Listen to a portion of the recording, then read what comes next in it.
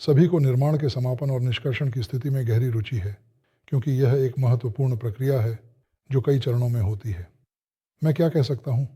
निष्कर्ष अभी तक प्राप्त नहीं हुआ है, क्योंकि इसमें समय और प्रयास की आवश्यकता होती है, लेकिन हम इस दिशा में लगातार काम कर रहे हैं।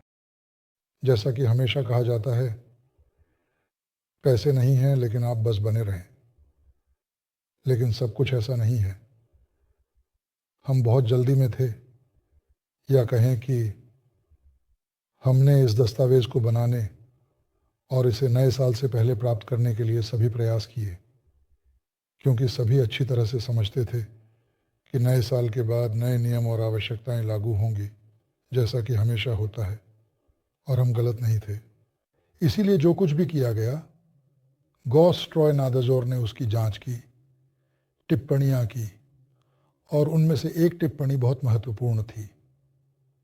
मैं कारणों पर चर्चा नहीं करूंगा, लेकिन यह एक प्रतीकात्मक टिप्पणी थी, क्योंकि यह वास्तुकला, शहरी विकास समाधानों और पॉलीगोनल मॉडल से संबंधित थी, और हमें इस मॉडल को पुनरावलोकन करने के लिए मजबूर होना पड़ा। हालांकि यह प्रारंभिक चरण में था। यह प्रारंभिक चरणों के दौरान भी आवश्यक है, जब अभी निर्माण नहीं हुआ था, लेकिन फिर भी इसे सौंपने के लिए। और यह काम उच्च पॉलीगोनल मॉडल के विकास से संबंधित था, जिसमें कुछ समय लगा। सभी आवश्यकताओं का पालन करना वास्तव में इतना आसान नहीं था। हमने इसे प्रस्तुत किया, इस पर काफ़ी टिप्पणियां की गईं, और विभिन्न टिप्पणियों और समस्याओं को दूर करते समय हमें कार्यकर्ता को बदलने के लिए मजबूर होना पड़ा। अंततः नए साल के बाद हमें समाधान मिला। नए साल के बाद कुछ अतिरिक्त आवश्यकताएं आईं, और अब हम नए आवश्यकताओं को पूरा कर रहे हैं। क्या यह बुरा है या अच्छा? मैं कहूँगा अच्छा है। जो हमें नहीं मारता वह हमें मजबूत बनाता है। जब हम इस कार्य को अंजाम दे रहे थे तो सबसे पहले यह सुनिश्चित करना आवश्यक था कि पूरा कार्य परिसर, जो पहले से ही किया गया था, ने हमें दस्तावेज को और अधिक सावधानीपूर्वक और विस्तार से सुधारने की अनुमति दी। इस प्रक्रिया में हमने सभी बारीकियों को स्पष्ट करने के लिए अतिरिक्त समय और ध्यान दिया, ताकि कोई भी महत्वपूर्ण जानकारी छूट न जाए और सब कुछ पूरी तरह से स्पष्ट हो सके। हम दस्तावेज को सामान्य स्थिति में लाने की पूरी कोशिश कर रहे हैं, ताकि कुछ भी छूट ना जाए, और दस्तावेज को पूरी तरह से अनुरूप बनाते हैं। सभी टिप्पणियों को ध्यानपूर्वक सुधारते हैं।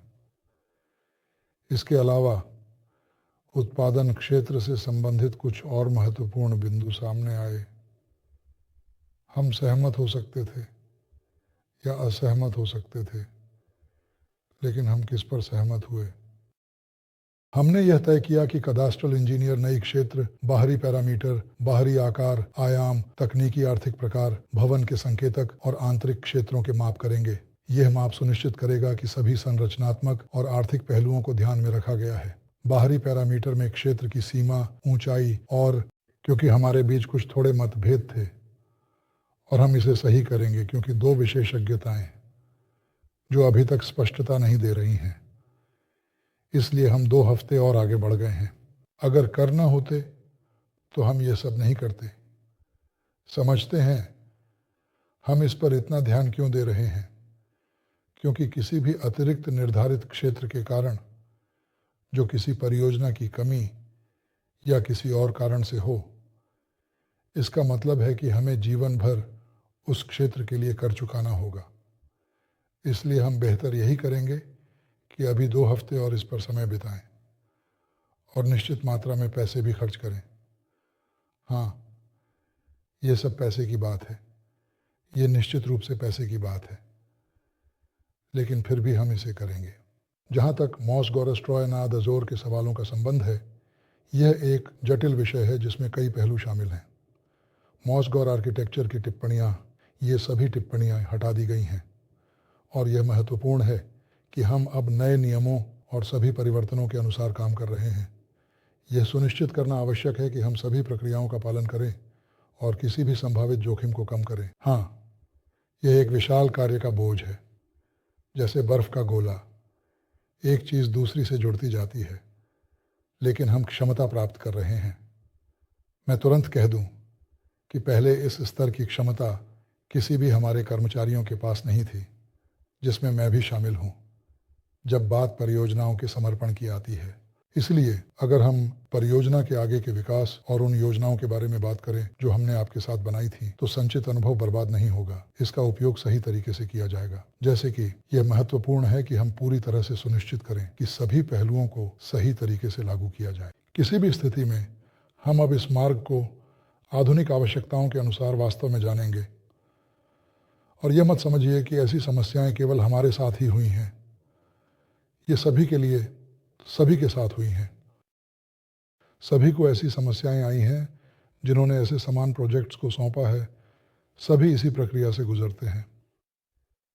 हमें यह समझना चाहिए कि कोई हमें हाथ पकड़कर कार्यालयों में नहीं ले जाता। हम खुद ही जाते हैं।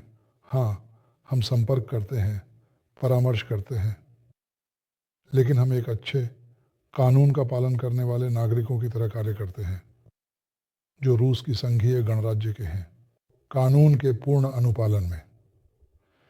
और हम किसी से भी उनकी आवश्यकताओं से अधिक कुछ नहीं मांगते। हम इन सभी टिप्पणियों को स्पष्ट रूप से पूरा करते हैं और जो निर्देश हमें दिए जाते हैं उन्हें दूर करते हैं। इसलिए मैं सभी परियोजना के प्रतिभागियों से धैर्य रखने की अपील करता हूं। थोड़ा और धैर्य, कृपया धैर्यपूर्वक प्रतीक्षा करें। थोड़ा समय ले सकते हैं। यह सवाल समाधान की प्रक्रिया में है। अगर हम बात करें कि वर्ष के अंत में निर्माण के समापन की स्थिति और धारणा क्या थी और अब क्या है, तो वे अलग हैं। कर्मचारियों के बीच संबंध समस्या को वास्तव में समझने और सही तरीके से हल करने की धारणा पूरी तरह से अलग है। हम जानते हैं कि क्या करना है, कैसे करना है, और हम इसे प्रभावी ढंग से कर रहे हैं। वीडियो में चीन से परिवहन प्लेटफॉर्म के आगमन को दिखाया गया, जिसमें इलेक्ट्रोटेक्निकल स्टील के लिए एक स्टैंपिंग मशीन है। दोस्तों, इस उपकरण के साथ चरण समाप्त हो गया है, जो कि डिलीवरी से संबंधित है। इस विवरण में जैसे कि उपकरण और संबंधित जानकारी भी शामिल है। यह चरण लगभग 1 साल तक चला, क्योंकि वास्तव में 23 के अंत तक लगभग सब कुछ तय हो गया था। फिर 24 में भुगतान और अन्य चीज़ों के साथ कठिनाइयाँ शुरू हुईं। यह वास्तव में थोड़ा बहुत आसान नहीं था। तकनीक को नए साल से पहले आना था, क्योंकि एक ट्रेन आ रही थी। हाँ, एक 6 धुरी वाली गाड़ी जो हाल ही में आई थी, वह वास्तव में फिसल रही थी। आपने देखा होगा कि वह किस स्थिति में आई। जैसे, हाँ, अब इसे थोड़ा धोना पड़ेगा, सब कुछ थोड़ा साफ करना पड़ेगा, हम थोड़ा करेंगे, हम थोड़ा संभाल लेंगे। लेकिन ये थोड़ा महत्वपूर्ण है, ये यहाँ है। और इसका थोड़ा क्या मतलब है, मैंने पहले ही चैट नंबर 1 में थोड़ा लिखा था। कुछ थोड़ा महत्वपूर्ण तकनीकें हैं जो उत्पादों के श्रृंखलाबद्ध निर्माण के लिए थोड़ा आवश्यक हैं, विशेष रूप से USHM विमान इंजन, क्योंकि जो सार्वभौमिक उपकरण पहले से ही स्थापित है वह हमारे क्षेत्रों में काम कर रहा है। हमें इंजन के प्रायोगिक नमूने बनाने, तकनीकों को विकसित करने, संरचना को परिष्कृत करने और विद्युत मापदंडों को निकालने की अनुमति देता है। लेकिन इस काम की लागत, उत्पादन लागत बहुत गंभीर है, क्योंकि अगर हम CNC मशीन पर प्रोपेलर के हब का हिस्सा मशीन करते हैं तो एक सेट को 1 घंटे से अधिक समय लगता है।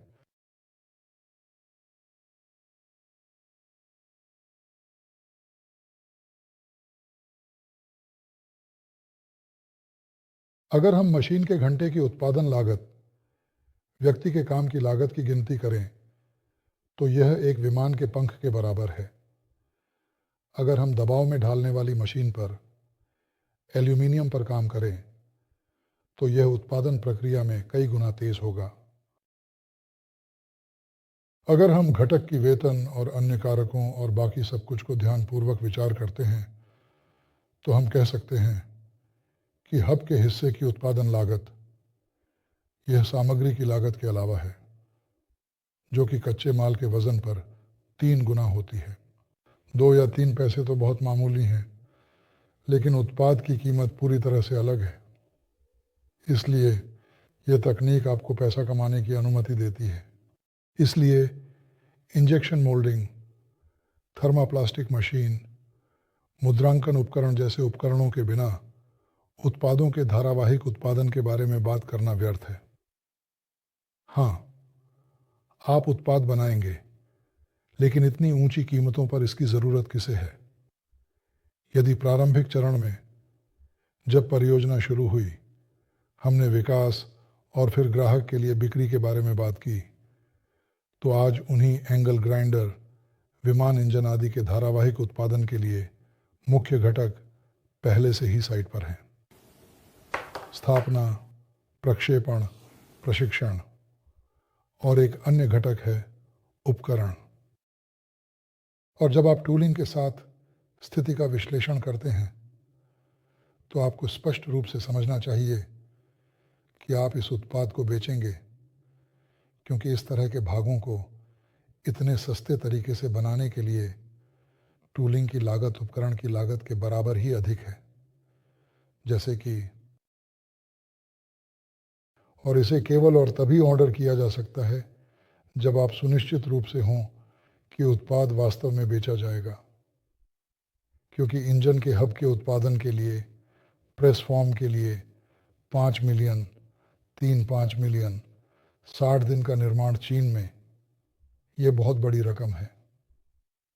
वहाँ ये सस्ता है, ये समझना ज़रूरी है कि आप इन इंजनों को बेचेंगे। क्या हम इसे समझते हैं? क्या इसके लिए मांग है? विश्वास कीजिए, है। खर्चों में शामिल होने से पहले स्वाभाविक रूप से हम बाजार का विश्लेषण करते हैं। किस तरह? विभिन्न, सभी उपलब्ध तरीकों से। यहाँ तक कि बाजार अनुसंधान भी हमें रुचिकर है। हाँ, हम डेटा प्राप्त करते हैं और जो डेटा हमारे पास है वह यह दिखाता है कि क्वाडकॉप्टर्स की वर्तमान में मांग है, लेकिन यह क्षेत्र खाली है, प्रस्ताव लगभग नहीं है। हाल के समय में आपने देखा होगा, हमने पहले ही दिखाया है, हमारे विशेषज्ञों ने कंट्रोलर के बेसिक प्लेट्स तैयार किए हैं, कंट्रोलर के तत्व बनाए हैं। अब वीडियो में हमने बार फीडर के साथ टर्निंग मशीन का काम दिखाया। ये एक स्वचालित लाइन है जहां वर्तमान में इलेक्ट्रोड अर्थात नियंत्रक के आउटपुट इलेक्ट्रोड का निर्माण किया जाता है। अगर आप गणित करें तो ये सस्ता भी है। हालांकि जब शाफ्ट हेडिंग मशीन आएगी तो निश्चित रूप से इसका उपयोग इलेक्ट्रोड के लिए करना संभव होगा, ये वहाँ सस्ता होगा, लेकिन इस मामले में कालिब्रेटेड रॉड और न्यूनतम मशीनिंग का उपयोग किया जा रहा है। इन इलेक्ट्रोड की उत्पादन लागत बहुत आकर्षक और स्वीकार्य है और हर कदम, हर हिस्से के पीछे उपकरण खरीदने या कुछ करने से पहले, कुछ कदम उठाने से पहले अर्थशास्त्र का आकलन किया जाता है। और अब निर्माताओं के साथ मिलकर विशेष प्रोग्राम बनाए जा रहे हैं जो सभी लागत तत्वों को ध्यान में रखते हैं। मूल्य ह्रास, बिजली, भवन और संरचना की देखभाल, सब कुछ वहाँ डाला जाता है। मशीन के काम के घंटे की दर की गणना की जाती है, उपकरण, वेतन आदि और पूरी उत्पादन लागत का निर्माण किया जाता है। सभी के लिए तकनीकी मानचित्र भी बनाए जा रहे हैं, क्योंकि मोटेल्क पर इंजन अब सक्रिय है, लगभग सभी कर्मचारी शामिल हैं। हम उन सभी कार्यों को समन्वयित कर रहे हैं जो कि गए थे। सभी सामग्री को एकत्रित किया जा रहा है और सभी लागतों को एकत्रित किया जा रहा है और विकास की उत्पादन लागत बनाई जा रही है। जो विकास हो रहा है वह USHM अलग है, विमान इंजन अलग है, नियंत्रक अलग है, और हमारे पास वह लागत का हिस्सा बन रहा है जिसे हम पहले ही इस विकास के निर्माण पर खर्च कर चुके हैं। जैसे हम अब समझने लगे हैं कि ये सब कितना महंगा पड़ा, ये क्यों किया जा रहा है। ये इसलिए किया जा रहा है क्योंकि किसी भी विकास की एक कीमत होती है। अगर हम इसे बेचते हैं तो ये एक विकल्प है। दूसरा विकल्प, अगर हम उत्पादन में लगाते हैं, अगर हम अपने लिए लगाते हैं तो विकास की लागत अमोर्टाइज होती है और इसके अनुसार इस विकास की अमोर्टाइजेशन के ज़रिए हम लाभ कर के लिए कर योग्य आधार को कम करते हैं, जो निवेशकों के लिए बहुत फ़ायदेमंद है। लेकिन बात यह है कि हमें कमाई करनी चाहिए। हाँ, हमारे पास अभी भी हमारे ड्रोन के साथ बहुत कुछ करना बाकी है। भारी भरकम ड्रोन जिसमें उनके वैधता और प्रमाणन शामिल हैं। लेकिन ये एक अलग काम होगा, क्योंकि वे विभिन्न वर्गों के होंगे। वे कृषि उद्देश्यों के लिए, परिवहन कंपनियों के लिए, अल्पसंख्यकों के लिए होंगे, और प्रत्येक में अपनी अपनी विशेषताएं होंगी। मुख्य बात यह है, ये ड्राइव ड्राइव और ड्राइव है। और आप देख सकते हैं कि पहला मोटेल कैसा था और अब क्या किया जा रहा है। हमने चैट में साझा किया, आपने देखा कि इसमें मूल्य ह्रास लागू किया गया है। क्यों? हमने यहाँ सब कुछ चलाया, बहुत अच्छे से चलाया, वहाँ हमारे पंख मुड़ गए, पंखे उड़ गए। ये सब कुछ के साथ बहुत कठिन काम था। और इस अनुभव के आधार पर हम इस निष्कर्ष पर पहुँचे कि उन्हें उन्हीं योजनाओं के अनुसार बनाना जिनके अनुसार मानक बनाए जाते हैं संभव नहीं है। क्योंकि बाबा यागा की 30 किलोग्राम की लोड क्षमता है, यह सब इसके लिए नहीं है, बिल्कुल भी नहीं। इसके लिए अब वास्तव में पूरी तरह से अलग आवश्यकताएं, अलग दृष्टिकोण की सही आवश्यकता है। वहाँ पर ये नहीं लगाए जा सकते जैसे कि मी 8 या का 52 में, क्योंकि यहाँ पर अलग दृष्टिकोण की सही ज़रूरत है। और ये दृष्टिकोण विकसित किए जा रहे हैं, आकार ले रहे हैं। यहाँ तक कि जो हमने अब पूरी तरह से कंसोल पर लाया है, जिसमें बैटरी भी शामिल है, ये परीक्षणों का परिणाम है। क्योंकि जब हमने इसे सभी बाहरी हिस्सों पर रखा तो हमें इतनी कठोर फ्रेम बनाने की आवश्यकता नहीं थी। फ्रेम मुख्य रूप से केवल उपयोगी भार के लिए आवश्यक है। अगर हम झटका भार की बात करें, जब ये इस तरह से उतरता है तो ये भी बाहर निकाला गया है, इसे इस पर सीधे अमोर्टाइज किया गया है। ये एक ऐसी अवधारणा है। हाँ, अभी भी कुछ करना बाकी है, क्योंकि हमने वहाँ विभिन्न संरचनाओं के फ्रेम बनाए, कोशिश की, देखा। हाँ, ये स्पष्ट है कि कुछ चीज़ें अलग तरीके से करनी होंगी। हाँ, ये समझ में आता है, लेकिन ये किया जाएगा। सब कुछ ध्यान में रखा गया है। अब हमारे पास सही तरीके से बीच में किया गया है, क्योंकि हमें वहाँ लोड को ढेर में रखने में सुविधा होती है ताकि नीचे लटकाना ना पड़े। ये परीक्षणों के लिए है। आगे सब कुछ सीधा होगा। वहाँ पहले से ही फोटो में दिख रहा है जहाँ लटकाने के स्थान होंगे, जहाँ लटकाने के स्थान संभव हैं।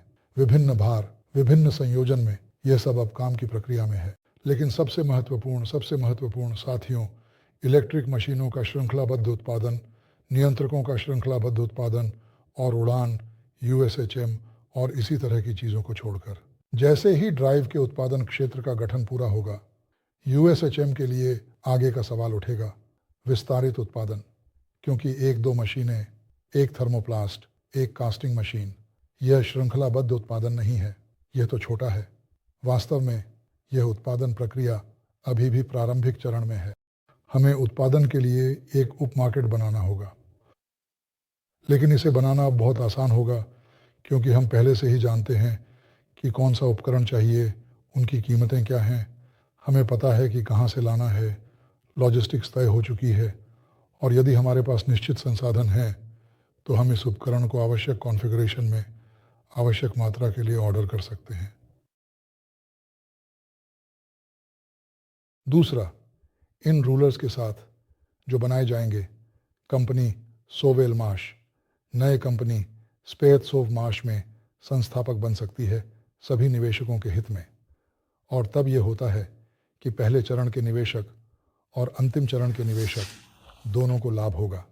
जैसे कि उदाहरण के लिए, क्यों नहीं, और ये सब कुछ बढ़ाता है। क्या ये सच है? हाँ, ये सच है। ये अब वास्तविकता बन रही है दोस्तों। इसलिए हमें इस प्रोजेक्ट को पूरा करना है, सभी ले गए दायित्वों को निभाना है और इसे काम में लगाना है। और हमारे पास वास्तव में सचमुच पहले से ही नए उत्पादन के विस्तार के लिए बुनियादी शर्तें बन गई हैं और बन रही हैं।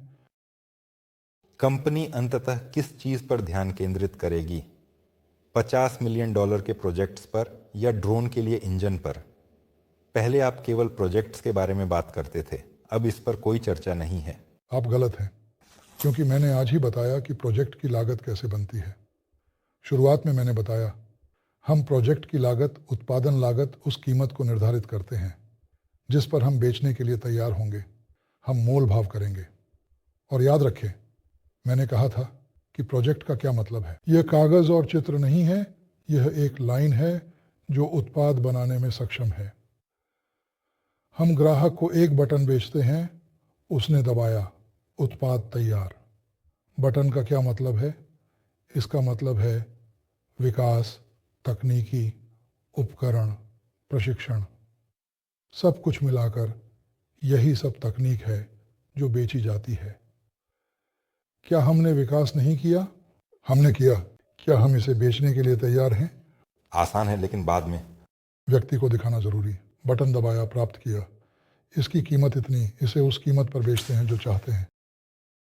क्या आपको यह जानने में दिलचस्पी है कि क्या विकास उत्पादन की स्थापना और ग्राहकों के लिए कारखाने बनाने की मांग है, या केवल तैयार उत्पाद खरीदने में रुचि है?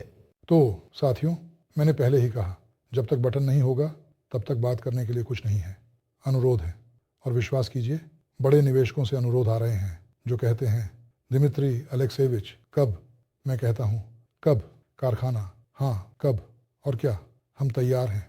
मैं कहता हूँ, साथियों, समझिए, यह प्रणाली जिसे हमने बनाया है, हाँ, आप सभी के साथ मिलकर, जो कई निवेशकों की मदद से प्रोजेक्ट की स्थिरता सुनिश्चित करती है, यह बनाई गई है, यह काम कर रही है।